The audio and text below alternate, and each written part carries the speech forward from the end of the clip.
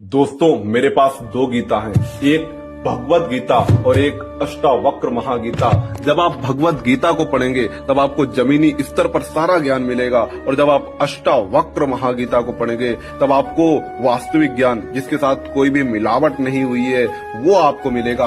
भगवत गीता तब उतरी थी जब कुरुक्षेत्र के मैदान में महाभारत शुरू ही होने वाली थी और अर्जुन कमजोर हो गया था अपने सगे संबंधियों और अपने ही परिवार के लोगों को सामने खड़ा देखकर। अर्जुन ने अपना गांडीव छोड़ दिया था और कह दिया था कि मैं युद्ध नहीं करूंगा। उसी वक्त श्री कृष्ण ने उसको ज्ञान दिया था, उसे बताया था, उसे इंस्पायर किया था, उसे असली मोटिवेशन दिया था। और अष्टावक्र महागीता तब उतरी थी जब एक 12 साल के बालक ने, 12 साल के ऋषि ने, 12 साल के ज्ञानी ने जनक की सभा में शास्त्रार्थ में जो वेदों के बहुत बहुत बड़े ज्ञाता थे उनको हरा दिया था शास्त्रार्थ में। और उसके बाद जनक ने अपनी ही सभा में देखा, जनक उस समय नहीं बोल पाए, और जब सभा खत्म हुई इसके बाद जनक अष्टावक्र के पीछे गए और जंगल में उनसे आग्रह किया, उनके पैर पकड़े और कहा कि मैं आपका शिष्य बनने को तैयार हूँ, मैं जिज्ञासा लेकर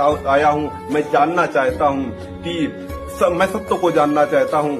तब जब अष्टावक्र ने जनक को शिक्षा दी, जनक को ज्ञान दिया, उसे अष्टावक्र महागीता कहते हैं। अष्टावक्र महागीता जरूर आप पढ़िए। जब आप दोनों ग्रंथों को पढ़ेंगे आपको लगेगा कि ये सब चीजें क्या लिखी हैं, लेकिन आपको ये समझिए कि आज के 3000 साल पहले ये ग्रंथ हो चुके थे। ये जो ऋषि हमारे थे अष्टावक्र, उनके द्वारा कहा जा चुका था वो ज्ञान। और आज के 3000 साल 4000 साल पहले या 3000 साल कम से कम पहले श्री कृष्ण ने गीता, भगवत गीता का ज्ञान अर्जुन को दिया था कुरुक्षेत्र के मैदान में।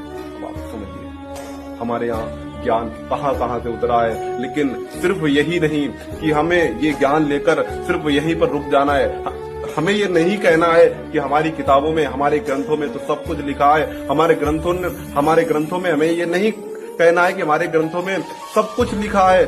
जो समस्त विश्व का ज्ञान है वो हमारे ग्रंथों में है। हमें इसके और आगे जाना है।